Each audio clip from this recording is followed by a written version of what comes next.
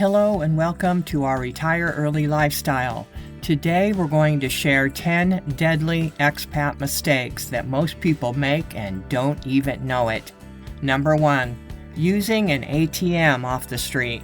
A U.S. citizen from Boston vacationing in the Philippines was fatally shot at an ATM that was located right off the street in the Philippines. This is a very common crime in foreign countries. He was shot and killed during the robbery as he withdrew cash from an ATM. Never ever use the ATM machine right off the street, no matter how many people are walking around and no matter how safe it seems. What they do is they pull up with their car or motorcycle and then rob you of your money and run, sometimes harming the victim in the process. Anyone is vulnerable in a foreign country because we're off our guard and we're in a different state of mind.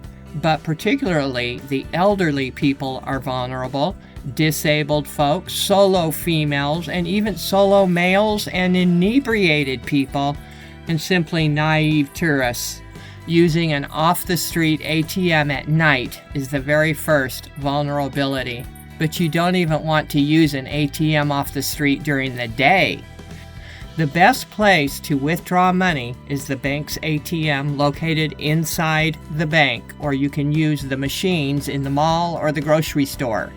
Have you noticed there is way more loitering in other countries than in the U.S.? That's because it's not a crime to stand around and watch people. If it was, almost everyone would be in jail. But what are they doing, just standing around on the street corner? Isn't that what cafes and restaurants are for? Okay, number 2, hailing a taxi off the street.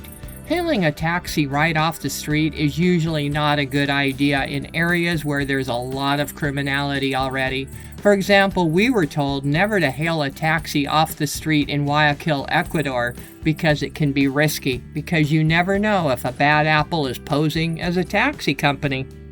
We were also told the same thing by locals in Cuenca, Ecuador when we first got there. We usually hear about the stories late at night when a supposed taxi picks up a drunken tourist and then robs him or her right then and there. Have you ever heard of express kidnapping? The bad apple taxi driver pretends like he's taking you to your location, but instead he picks up more bad apples. Then they drive to different ATMs, taking out all your money. All the while they are pointing a gun to your face. One fellow who was kidnapped expressed in Puebla, Mexico in 2020 said the lesson he learned is, be careful before getting a taxi off the street, particularly at night. I should have either waited for an Uber, taken a cab at the stand, or asked the hotel to call me a cab. We've been telling our viewers this for about 14 years now. We're not sure if people take our warning seriously enough, though. But they should. We're not here to scare people. We're here to warn people so they will enjoy a crime-free vacation or expat life. Number 3, going out after dark. This one really agitates some people. The people who don't like this one are usually the tourists who stay out late and then sleep in until noon. They eat lunch and the day is basically already over for them, and so they like to go out at night. Anyway, they basically called us liars, saying, it's safe in Mexico after dark. Unfortunately for those shills, the facts speak for themselves. The majority of crime happens after dark. It's the same everywhere. Nothing new. That's all there is to it. You'll get your petty thievery during the daytime, but at night the violent criminal activity goes way up, usually looking for vulnerabilities in people. A woman alone walking to her hotel, inebriated tourists staggering down the street, a naive tourist withdrawing money from an ATM, whatever it is. These types of scenarios from tourists invite the violent offenders to do what they do, so they're watching for it. The truth is, when tourism goes up in these countries, so does petty crime and so does violent crime, like home invasions and robberies of foreigners. It's just the statistics, folks. Although petty crimes such as phone and purse snatching can happen at any time during the daylight hours, even where there's a lot of people around, Violent crimes against tourists and expats such as robberies, muggings, sexual assaults, and murder happen at night after 7 p.m. The deadliest hour is when many murders happen is after midnight and into the wee hours. That's from crimeinamerica.com. The deadliest time of day is midnight to 1 o'clock a.m. Homicide figures stayed relatively high until 3 a.m. We think you can get up in the morning at 7 a.m. and you'll have the whole day, 12 hours, to explore the town, eat out, and adventure and do all the attractions. That's 12 hours, folks. We're always back in our apartment, hotel, or Airbnb at dusk. That's how we do it. We practice what we preach. Number 4, wearing flashy jewelry. The bad apples first spot something that an expat is wearing, whether it's an expensive watch, flashy earrings, or expensive-looking necklace. That's all it takes for the mugging to take place. This man is said to have been attacked in the early hours of this morning. The gang fled the scene with a gold necklace stolen from the couple. And what were they doing? They were just watching the sun come up. This happens even in European countries that we're told are safe. Portugal is supposed to be one of the top 5 safest European countries. So what's going on? Seeking out drugs. A few weeks ago, a Colorado construction worker left the restaurant to buy some marijuana in a foreign country. Listen to how that sounds. This is never a good idea because it takes you to disreputable neighborhoods where disreputable people deal drugs. Even if it doesn't take you to a bad neighborhood, it will take you to drug dealers. And well, they're people that are willing to break serious laws. That should tell you something. Trinidad and Tobago is also a notoriously dangerous place. It's like one of the top 5 countries in the world with the most murders. And that's where this tourist happened to be when he was seeking drugs, was Trinidad and Tobago. Tobago is full of criminality. It's not a place to go vacation if you yourself don't mind your P's and Q's. Number 6, getting drunk. Getting drunk is just one of those things that even if you're in the safest country in the world, such as Portugal, and you don't have your wits about you, your chances of becoming a victim of a crime increase exponentially. This is the second knifing attack of a tourist in Lisbon in just recent months.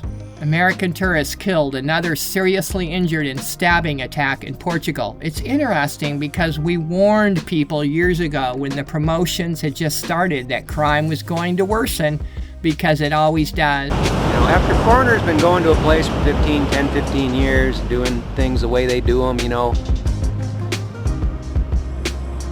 living opulently and such, and kind of in your face to the locals like that. It seems to be just a cause and effect where eventually the crime rates just go up.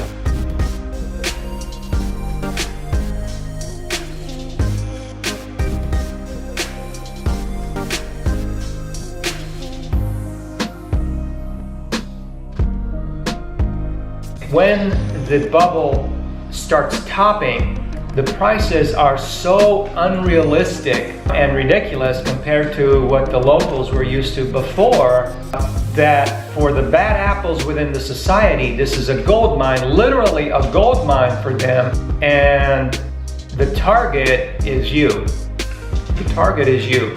The foreigner becomes the gold mine of the bad apples. It's just inevitable. And of course, everyone scoffed because they were drinking the Ram Kool-Aid that it's safe and there will never be any crime. Criminals come out at night, and usually criminals hang out around bars and nightclubs where inebriated people are easy to con and target for money. Incident occurred around 3 a.m. in the morning, 20 miles west of Lisbon. Number 7, going off the beaten path.